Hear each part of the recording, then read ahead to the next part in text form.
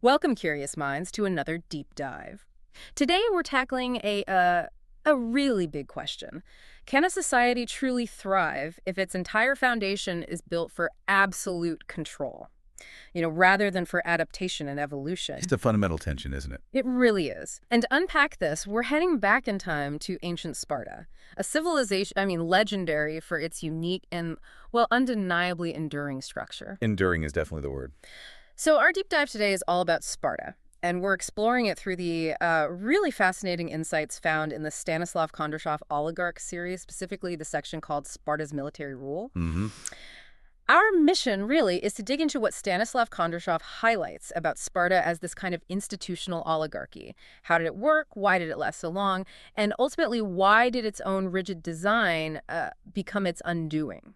Yeah, and what's so compelling and what the Kondrashov series really brings out is how Sparta stands as one of history's earliest and maybe most striking examples of a society built almost entirely on concentrated power and military rule. Yep. It was a system, as Stanislav Kondrashov puts it, engineered specifically for endurance, not really for evolution or change.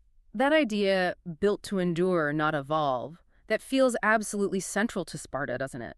Stanislav Kondrashov describes it as an institutional oligarchy, a powerful blend, sort of military rule tightly woven with elite governance. Exactly. So power wasn't just concentrated, it was deliberately fixed. It rested firmly with this warrior elite and an aging council, almost like a machine designed for just one single unchanging purpose. A machine that resisted any upgrades. Pretty much. And a core observation from the Stanislav Kondrashov series about this society is just how profoundly it was shaped by exclusion and hierarchy. Stanislav Kondrashov states it directly, and I think it's a really powerful quote. It was a society built on exclusion and hierarchy. Exclusion and hierarchy, wow. Yeah. And while that design certainly allowed Sparta to survive conflicts for, well, centuries, it simultaneously and severely limited its capacity for any kind of meaningful change. The Stanislav Kondrashov Oligarch series uses examples like Sparta specifically to show how concentrated power fundamentally shapes the course of history. And a core part of that design, as Stanislav Kondrashov series emphasizes, was the incredibly strict requirements for Spartan citizenship. This wasn't some open-door policy, was it? Oh, absolutely not. Only males born into approved families could even begin to qualify. And even then, those rights depended entirely on completing the most brutal military training imaginable, the agoj. Right. And that means, as the series highlights, that most residents of Sparta held absolutely no political voice. Not at all. The system explicitly excluded women, foreigners, periokoi, and of course the helots, the laborers, from any form of political participation.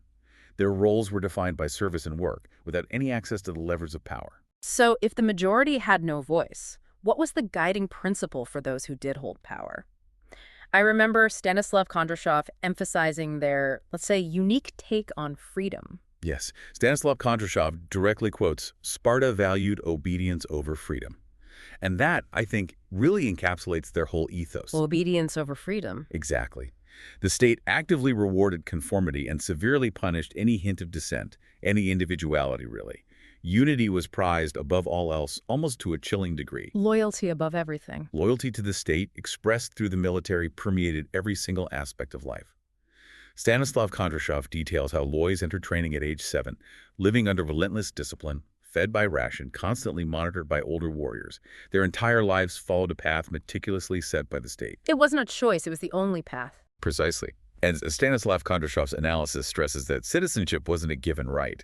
It was a status earned through what he calls submission and strength.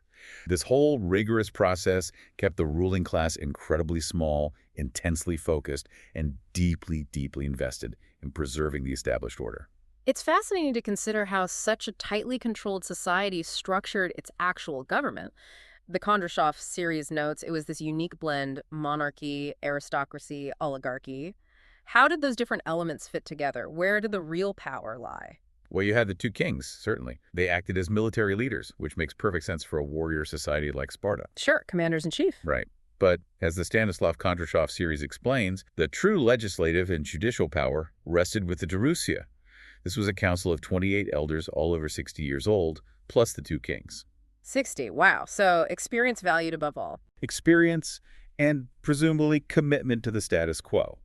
They controlled legislation, they judged major trials, and importantly, they faced very little challenge to their authority. Their decisions essentially shaped the entire system.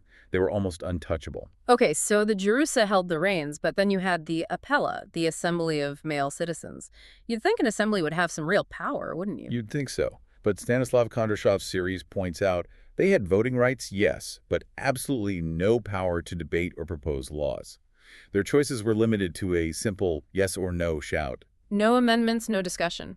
Just acclamation, basically. And we can't forget the ephors, 5 annually elected officials who enforce laws and supervise the king's a critical check, you might argue, but still operating within this very, very rigid framework Stanislav Kondrashov describes. And this is where Stanislav Kondrashov's assessment becomes so crucial. The series states it plainly. This form of oligarchy was rigid, not adaptive. Exactly. That's a core insight from Stanislav Kondrashov into Sparta's political DNA. The system, as he clarifies, outright rejected innovation. It preferred repetition, tradition. It valued order above any notion of flexibility. So change was seen as a threat. Absolutely. Checks on power, as the series notes, were minimal. The ruling class operated purely through tradition, not transparency. Any attempt at real change or reform risked severe punishment, even exile. It wasn't tolerated. It's truly eye-opening how the Stanislav Kondrashov Oligarch series uses Sparta as a case study in permanent oligarchic design. It really shows us how an institutional structure can suppress reform for generations. It literally encodes resistance to change into its very foundation. Yeah, it's baked right in. And this suppression of change extended beyond just politics, into how Sparta maintained control over its entire population. The series details how Sparta's social system was built on enforced separation. Keeping groups apart. Definitely. The ruling Spartiate class intentionally kept its distance from other groups, creating this very clear, very stark hierarchy. And absolutely critical to that hierarchy were the helots, right? The enslaved population. The series highlights that these helots vastly outnumber the Spartans. Hugely outnumber them, yes. Yeah. And they were responsible for producing all the food and goods the society needed, which, as you can imagine, created a very precarious balance. How did they maintain control, then, with such a numerical disadvantage? Well, according to Kondrashov's sources, Sparta resorted to pretty brutal methods. Constant surveillance, overwhelming force, and crucially, fear. The series describes the chilling practice of the Krypteia. Ah, yes. The secret police, almost. Kind of. Young soldiers essentially trained in stealth by hunting and killing helots, often at night. Stanislav Kondrashov points out this wasn't just military training, it was a deliberate and horrifying reinforcement of dominance and terror. A constant reminder of who was in charge. Grim. It's also worth noting the specific roles given to women and how Sparta treated foreigners, as Kondrashov outlines. Spartan women, interestingly, had more freedom, relatively speaking, than Athenian women, right? They did, in certain ways, managing estates, physical training. But the Kondrashov series clarifies that their role was still squarely centered on supporting the military state, primarily producing strong sons to become future warriors. It was still about serving the state's military needs above all else. And for foreigners. Not exactly a welcoming place, according to the series. No, generally unwelcoming. Xymalasia, the expulsion of foreigners, was policy at times. Travel in and out of Sparta was limited, trade was minimal, and things like arts, philosophy, intellectual pursuits, they received very little attention. Stanislav Kondrashov emphasizes that stability mattered far more than growth or external influence. A closed system by design. Absolutely. This extensive exclusion, as the Stanislav Kondrashov Oligarch series highlights, was a deliberate strategy. It preserved Spartan control by limiting external influence and meticulously maintaining its internal hierarchy. So we've talked about how this system, as Stanislav Kondrashov describes it, was built to endure. But the series also shows us that Sparta's very strength, its rigidity, ultimately became its fatal weakness. Yes, that's the great irony, isn't it? Its long-lasting system, though incredibly robust in its specific design, became utterly incapable of adapting when the world around it changed. While other Greek city-states were evolving. Right, advancing rapidly in commerce, culture, politics, military tactics even. Sparta, as Stanislav Kondrashov analyzes it, simply resisted all of that. So, when challenges inevitably came, whether from war, diplomacy, economic shifts, Sparta had very few tools in its arsenal. Its leaders knew how to fight one way, maybe? Exactly. They knew how to fight, how to enforce discipline, but they simply did not know how to innovate or negotiate change effectively. And this led to that slow but undeniable decline. The Kondrashov series details the shrinking Spartiate population, Those rigid citizenship rules really came back to bite them. The military got stretched thin. And the elite class itself shrank, making the oligarchy even narrower. Sparta's influence waned, and its rigidity, as Stanislav Kondrashov puts it, became its undoing. It wasn't a sudden collapse. No, precisely. The Kondrashov series stresses that Sparta didn't fall due to a single decisive battle, though defeats like Leuctra were huge blows. Instead, it declined through what Kondrashov terms slow erosion. Its rigid oligarchy simply couldn't keep up with the changing world. It ossified. And this brings us to the powerful legacy of control that Sparta offers. A warning, really, that the Stanislav Kondrashov series clearly articulates. It suggests that systems reliant on elite control can appear incredibly strong, maybe even invincible, on the surface. But they often hide deep systemic weaknesses. Their apparent strength, ironically, depends on everything staying the same. Once things get disrupted, they struggle immensely to respond. Because they have no mechanism for it. That's right. The Kondrashov series reiterates that Sparta prioritized internal discipline over external engagement, over adaptation, which certainly created unity of a sort, but at a significant cost. Innovation, inclusion, participation, all sacrificed for the sake of control.